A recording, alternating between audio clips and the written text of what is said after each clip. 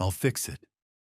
3 words, spoken by a man everyone else had walked past. Marcus Washington sat against the cold marble of the Chase Tower entrance, his weathered army jacket pulled tight against the November wind. The cardboard sign beside him read simply, Vietnam Vet. Anything helps. But when Richard Calloway stumbled out of that building at 11:47 p.m., phone pressed to his ear, voice breaking as he screamed at someone about failed servers and lost millions, Marcus didn't see a billionaire. He saw a man drowning, and Marcus knew about drowning. He'd been doing it for 2 years, just slower, quieter, in plain sight of everyone who chose not to see. The servers had crashed at 7:43 p.m. 4 hours earlier, Richard had stood in his top-floor office, the city lights sprawling beneath him like conquered territory, watching his empire crumble in real time on 17 different monitors. Technova Industries, the company he'd built from a garage startup to a $40 billion behemoth, was hemorrhaging data like a severed artery. Client information vanishing into digital smoke. Stock prices plummeting with each refresh of his screen. Trading suspended. Board members calling with voices tight with barely controlled panic. His entire IT department, 43 of the brightest minds money could rent, stood frozen in the conference room. Their expertise useless against whatever ghost was eating his company's soul bite by bite. "Sir, we've tried everything," his chief technology officer had stammered, sweat staining his $3,000 shirt. "The backup systems are corrupted too. The redundancies, the offshore servers, everything. It's like nothing we've ever seen. It's not ransomware. It's not a typical breach. It's like the system is eating itself from the inside." Richard had fired him on the spot. Fired them all. Security escorted them out while they were still trying to explain that this was impossible. That 30 years of combined experience had never encountered anything like this. Because that's what you do when you're worth $8 billion personally and suddenly facing complete annihilation. You rage. You blame. You destroy everything around you trying to save yourself. You become the kind of man your father warned you about becoming. The kind you swore you'd never be when you started this company with nothing but code and dreams. Marcus had been watching the chaos from his spot by the entrance for 6 hours. He'd claimed this spot 8 months ago, after the police had cleared him from the train station, after the shelter had banned him for fighting when someone tried to steal his medications. It was a good spot. The marble overhang kept the rain off. The security guards had gotten used to him, even talked to him sometimes on their smoke breaks. Tommy, the night guard, sometimes brought him coffee. But tonight, Tommy hadn't come out for his usual 9 p.m. cigarette. Instead, Marcus watched security guards running in and out with faces tight with purpose. Executives with panic carved into their features like woodcuts. Blacktown cars pulling up and disgorging lawyers, consultants, crisis managers, all of them moving with the particular urgency of very expensive people trying to justify their very expensive retainers. He'd seen this before, 30 years ago in a bunker outside Da Nang, when the base's communication systems had been compromised. Systems failing, command structures collapsing. Men with all the power in the world suddenly realizing that power meant nothing when the foundation crumbled. The brass had panicked then, too, fired good soldiers, made desperate decisions that cost lives. Marcus had fixed it then. 23 years old and 3 weeks into his first tour, had recognized the pattern in the code that everyone else missed because they were looking for enemies outside when the problem was within. Got a commendation for it. Got promoted. Got noticed by people who recruited him for operations that still didn't officially exist. So when Richard burst through those doors, His $10,000 suit wrinkled like tissue paper. His $100 haircut disheveled into something almost human. Screaming into his phone about lawsuits and bankruptcy, and how Jennifer better have answers, or she'd be joining the unemployment line with the rest of the IT department. Marcus stood up. Not quickly. His knees didn't allow for quick anymore. Not after the IED outside Kandahar that had ended his third tour and started his journey toward this piece of sidewalk. But deliberately, with purpose. "I'll fix it," he said again, louder this time, loud enough to cut through Richard's tirade. Richard almost walked past him. Almost. His driver was already opening the door to the Bentley. But something in Marcus's voice made him stop. Maybe it was the absolute certainty. Maybe it was the fact that after 8 hours of experts telling him it was impossible, a homeless man's confidence felt like either insanity or salvation. Maybe it was desperation so pure it made him willing to listen to anyone, even someone he'd walked past 100 times without making eye contact. "You'll fix it?" Richard laughed, bitter and sharp as winter air. "You? You'll fix what my entire IT department couldn't? What the emergency response team from IBM couldn't? You, sitting here with a cardboard sign, you'll save my company?" Marcus nodded once, economical with movement the way he'd learned to be when movement meant pain. "I'll need coffee. Black, 2 sugars, and access to your main server room. And someone who actually knows your system architecture, not these consultants you've got running around. One of your real engineers, the ones you just fired." The absurdity of it should have sent Richard walking. Should have. But when you're drowning, you grab any hand extended, even if it's weathered and dirty and attached to someone society taught you to ignore. Even if accepting that hand means admitting that maybe, just maybe, you've been wrong about fundamental things. "You're insane," Richard said, but he was already pulling out his phone, already calling building security. Absolutely insane. Marcus shrugged, a gesture that said he'd been called worse by better. Maybe. But insane and wrong are different things. Your choice. Walk away, lose everything, or give me 3 hours.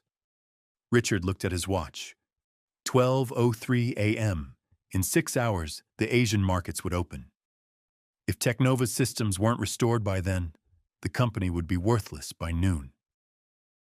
"If you're some crazy person, and you make this worse," Richard started. Marcus cut him off with a laugh, rusty from disuse. "Mr. Calloway, I own exactly 4 things. This jacket, these boots, that sign, and a wallet with $3 and a library card. What exactly are you going to sue me for?" 20 minutes later, after Richard had called back his lead systems engineer, David Park, who'd been in the parking garage crying in his Tesla because he'd just lost the only job he'd ever loved, Marcus stood in the server room. The temperature-controlled air felt strange on his skin after months of outdoor living. The hum of the servers was like music he'd almost forgotten. His fingers hovered over the keyboard for a moment, arthritis making them ache, memories making them hesitate. Then muscle memory older than his trauma took over, and he began to type. David watched, transfixed, as lines of code flew across screens faster than he could read them.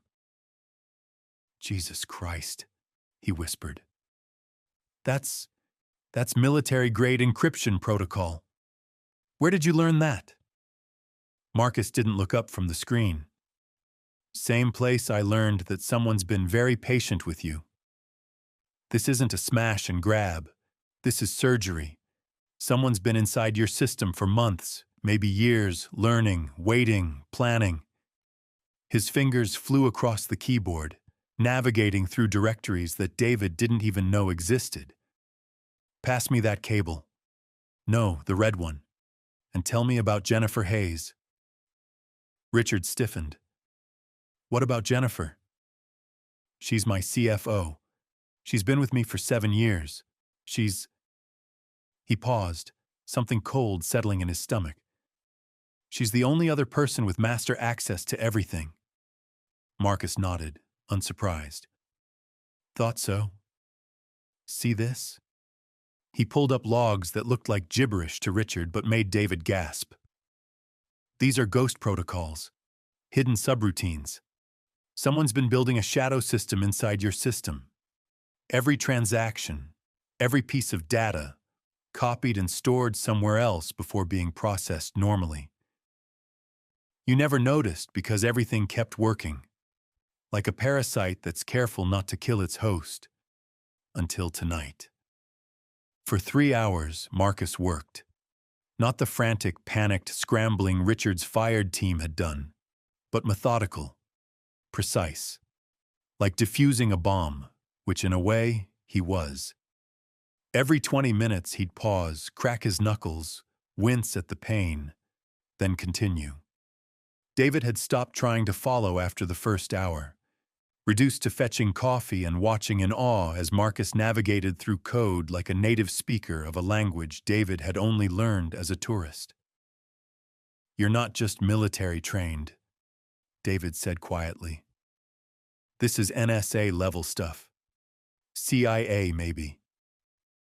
Marcus glanced at him, a look that said some questions shouldn't be asked. Some answers wouldn't be believed anyway. There's a kill switch, Marcus announced at 3:17 a.m. Clever, very clever. She knew eventually someone might catch on, so she built in a way to burn it all down if she got cornered. That's what triggered tonight. Something spooked her. Richard's phone rang. Jennifer. He showed it to Marcus, who nodded. Answer it. Put it on speaker, but don't let on that you know. Richard's hand shook as he accepted the call. Jennifer, tell me you have good news. Her voice came through, professional, concerned, perfectly modulated. Richard, I'm at the office. I've been going through the forensics. I think I found something. It looks like David Park had backdoor access that nobody knew about. I'm seeing irregular patterns in his login history going back months. David started to protest, but Marcus held up a hand for silence. That's... Jennifer, are you saying David did this?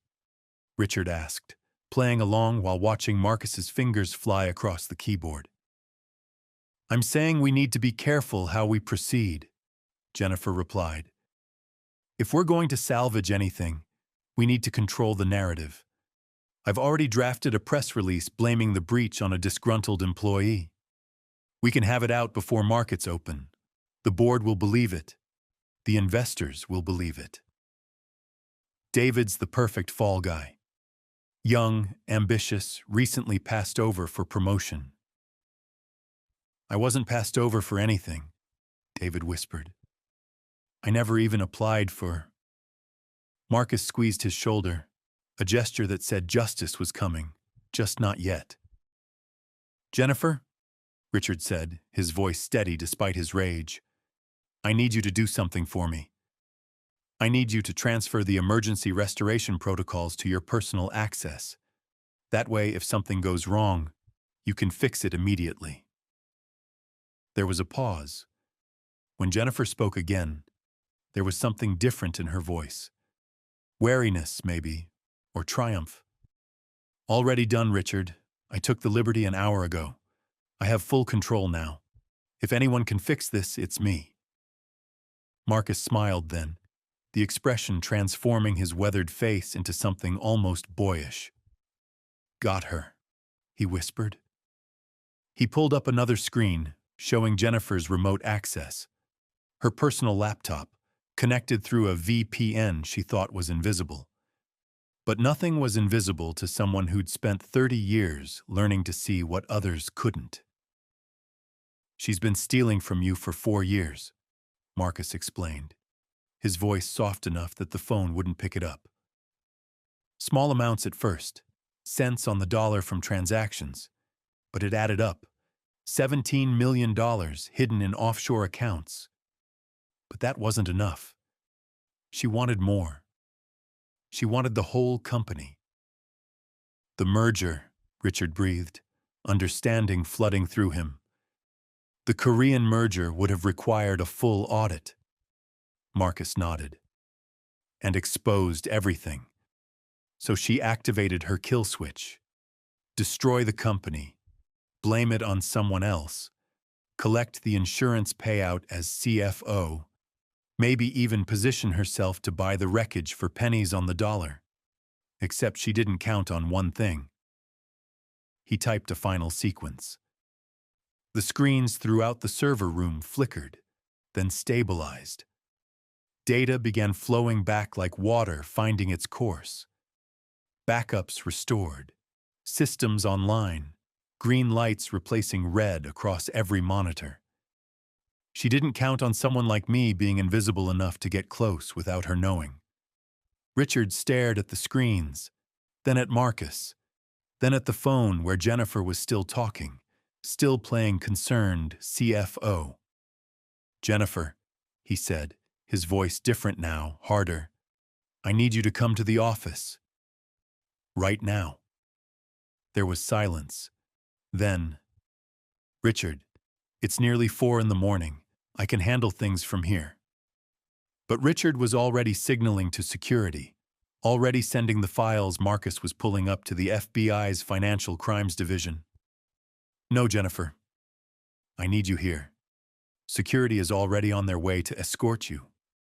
And Jennifer, bring your personal laptop, the one you thought was invisible." The line went dead. Richard turned to Marcus, who was leaning back in the chair, exhaustion carved into every line of his face. "Who are you?" Richard asked. "Really? Who are you?" Marcus pulled out a wallet, weathered leather held together with duct tape. From it he extracted a business card, faded but legible, protected by a plastic sleeve like a holy relic. "Dr. Marcus Washington, former Chief of Cybersecurity, Department of Defense. Designed half the protocols your system runs on. Wrote the original code for the encryption standards that every Fortune 500 company uses. The Ghost protocol Jennifer used? I invented that for operations that don't officially exist." The words hung in the air like an accusation. David pulled up his laptop, fingers flying across the keyboard. "Holy shit! Holy shit! You're the Marcus Washington. You wrote Digital Warfare, the Invisible Battlefield. You testified before Congress about Chinese cyber capabilities. You disappeared 2 years ago. Everyone thought you were dead." Marcus laughed, bitter and tired. "Might as well be. Came back from my 3rd tour with a head full of ghosts and hands that wouldn't stop shaking. PTSD. Traumatic brain injury from an IED that officially didn't happen in a place we officially weren't. Lost my clearance because I couldn't pass the psych evaluation. Lost my job because without clearance, I was useless. Lost my family because I couldn't explain why I woke up screaming about operations I wasn't allowed to discuss." Then why? Richard's question encompassed everything. The street, the sign, the jacket that had seen better decades, the brilliance wasted on sidewalks. Marcus's answer was simple and devastating. Because when you've been trained your whole life to be invisible, to operate in shadows, to not exist officially, it's surprisingly easy to actually disappear. One day you're testifying before Senate committees. The next, you can't get out of bed. One day you're designing systems that protect national security. The next, you're having a panic attack in a grocery store because someone dropped a pallet. The VA said I didn't qualify for full benefits because half my service record is classified. Couldn't get a job because I couldn't explain 15 years of my resume. Couldn't keep an apartment because the nightmares made me scream and the neighbors complained. Richard felt something fundamental shift in his chest. Not pity. Something deeper and more uncomfortable. Shame, maybe. Recognition. How many times had he walked past Marcus? How many men and women like Marcus had he stepped over, ignored, dismissed as failures, while never wondering what expertise might be living behind those cardboard signs? How many times had he assumed that street meant stupid, that homeless meant worthless, that poor meant irrelevant? The attack came from inside, Marcus continued, pulling Richard from his spiral of realization. But not just Jennifer. She had help. Someone on your board fed her information. Someone who knew about the merger before it was announced. Check your meeting minutes from last Tuesday. Richard pulled up the files. 7 board members had been present for the merger discussion. One of them had betrayed him too. How do I find out which one? Marcus was already typing. Watch their accounts over the next 48 hours. Whoever was working with Jennifer will panic now that she's been caught. They'll try to move money, destroy evidence, cover tracks. They always do. Criminals are predictable that way. It's the honest people who surprise you. As if on cue, Richard's phone buzzed. A notification from the FBI. Jennifer Hayes had been arrested trying to board a private plane to Morocco. Her laptop contained enough evidence to prosecute for corporate espionage, embezzlement, and conspiracy to commit fraud. The investigation would likely take down 3 more people before it was done. Marcus stood to leave as dawn broke through the windows, painting the server room in gold and shadow. His work was done. The company was saved. $8 billion preserved. 40,000 jobs protected. Richard grabbed his arm, gentle but insistent. Wait. Let me pay you. Hire you. Something. Anything. Name your price. But Marcus shook his head. I don't want your money, Mr. Calloway. Money isn't what I need. Richard felt desperate suddenly. Desperate to give something back. To balance scales that could never really be balanced. Then what? What do you need? Marcus looked at him for a long moment. Really looked at him. The way people with homes rarely look at people without them. There's a shelter on 5th Street. Veterans Place. Their heating system's been broken for 3 weeks. City says there's no budget to fix it. Men are freezing. Men who served this country, who protected your right to build this empire, are freezing while you've got $8 billion warming your accounts. That's what I need. For them to not freeze. The accusation was gentle but unmistakable. Richard nodded, pulling out his phone. I'll make a call. Today. Right now. But Marcus shook his head again. Not a call. You go. You personally go. You look those men in the eyes. You see what expertise, what dignity, what value you've been walking past every day. You meet James, who designed guidance systems for missiles before schizophrenia took his clearance. You meet Roberto, who was a field medic, saved 17 lives in Fallujah.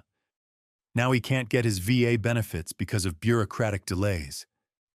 You meet Tommy, youngest drone pilot in Air Force history.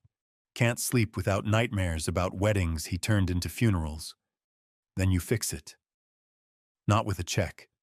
With your presence. Your acknowledgement that they exist. Your understanding that they're not charity cases. They're casualties of wars you benefited from, but never fought. 6 months later, the Marcus Washington Center for Veteran Rehabilitation stood where that shelter had been. But it wasn't just a building. It was a revolution disguised as social services. State-of-the-art facilities, yes, but more than that. Job training programs that recognized military expertise and translated it to civilian certifications. Mental health support that understood that PTSD wasn't weakness, but injury. a cybersecurity training program run by Marcus himself, teaching skills to men and women who'd been written off by society but still had decades of knowledge locked in minds that just needed the right key to open them. Richard attended every graduation, shaking hands with people he once would have crossed the street to avoid. He hired 17 graduates in the first year alone. They were some of his best employees, loyal beyond contracts, skilled beyond their certifications, grateful for what everyone else should have given them from the start: opportunity. He'd learned something that night in the server room, something worth more than $8 billion. That the distance between a boardroom and a cardboard sign is often just one bad day, one untreated trauma, one system that fails to catch someone falling. That expertise doesn't vanish with an address. That dignity doesn't require a designer suit. That sometimes the most valuable people are the ones society has taught us not to see. Jennifer Hayes was serving 15 years for corporate espionage and embezzlement. The prosecutor said it was one of the most sophisticated schemes he'd ever seen, unraveled by what the media called an unlikely hero. But Marcus wasn't unlikely. He was invisible, which is different. Invisible until someone finally stopped long enough to see him, to hear him say 3 words that saved an empire: "I'll fix it." The story made national news. Marcus turned down every interview request. But Richard did one, just one, with 60 Minutes. They asked him what he'd learned. He looked directly at the camera and said, "That every person you walk past has a story. Every person you ignore has expertise. Every person you dismiss might be the one who could save everything you've built. We create homelessness not through lack of resources, but through lack of recognition. We walk past millions of dollars of human potential every day because it's dressed in old clothes and holds a cardboard sign." Richard kept Marcus's cardboard sign in his office, framed between his Harvard MBA and his Fortune 500 awards. A reminder that the next time someone offers to fix what's broken, maybe the response shouldn't be to look at their clothes or their address or their circumstances. Maybe the response should be to hand them the coffee, black with 2 sugars, and let them show you what you've been too blind to see. His board of directors thought he'd lost his mind when he instituted a new hiring policy. 10% of all new positions had to be filled from unconventional backgrounds, including those experiencing homelessness. The stock price dipped for a week. Then the quarterly reports came in. Productivity up 18%. Innovation metrics through the roof. Turns out, people who've survived on the streets are exceptional problem solvers. People who've navigated bureaucracy while homeless are incredibly persistent. People who've maintained dignity without addresses are unshakably loyal when given a chance. The last time they spoke, Marcus asked Richard a question that haunted him. "That night, when everything was falling apart, what made you stop? What made you listen to me?" Richard thought for a long moment, trying to find an answer that wasn't shameful. Desperation, he finally admitted. "I was desperate." Marcus smiled, sad and knowing, the expression of someone who'd seen too much to be surprised by human nature. Imagine being that desperate every day. For food, for warmth, for someone to just see you as human. That's what you walked past for years. That's what we all walk past.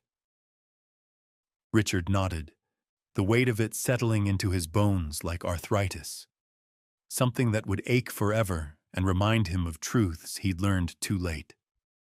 Never again, he promised. And for the first time in his life, Richard Calloway kept a promise that wouldn't make him a single dollar, but might make him something more valuable. Human. Actually human. The kind of human who stops, who sees, who recognizes that the space between salvation and catastrophe might be 3 words from someone you've been taught not to hear. Comment below if you think every city needs a Marcus Washington Center. Share if you've ever walked past someone who might have been exactly who you needed. Subscribe for more stories about unexpected heroes and second chances. Because sometimes the person who saves everything is the one everyone else forgot to save. Sometimes the wisest voice is the one speaking from the sidewalk. Sometimes all it takes is stopping long enough to listen when someone says, "I'll fix it."